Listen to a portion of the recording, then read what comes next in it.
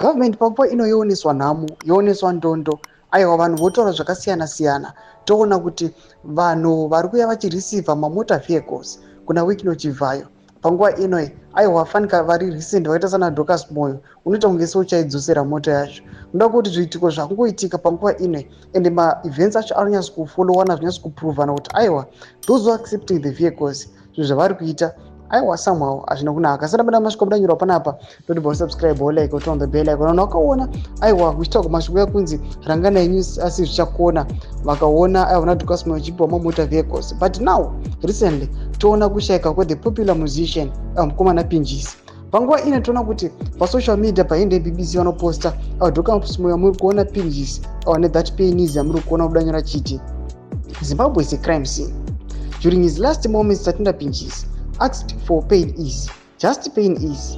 He didn't ask for a car or thousands of dollars, but Painese.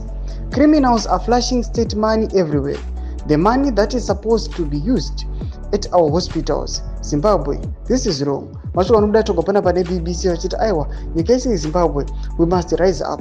Kuti zviri kuitika izvi aiwa zviri wrong. Panapa zvanzi Pinjisi anongokumbira chinhu chinganzi chinopfuura even $1 panguva ino ichiona kuti aiwa chakakosta his own life. Vanhu vari kuya vachisa-blame kune vanhu vari kuonekwa kunzi yes to the community, vanoratidza kuti vanoipa a positive impact, the uplift masouls evanhu. Vanhu vanoratidza kuti aiwa vanoita zvemachechi, vanhu vanoramba zvinhu zviri zvipano panyika zviri earthly.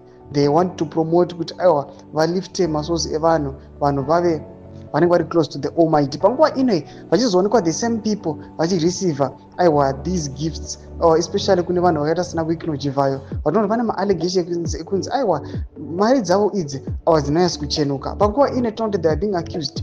Vanhu nyika yeZimbabwe vari kuti aiwa tingori maZimbabweans ari kungofaitana against each other, vachiva vachiblame vachiti aiwa kufa kwakaita this artist Pinjisi akaurayiwa nevamwe vanhu vari kureceiva aiwa these motor vehicles, mari yacho inofanira kunge ichishayira mumahospitals. Tudze mafunguro enyu muri kudii pamusoro pechitiko ichi? Pinda comment section medu, subscribe or like, turn on the bell icon.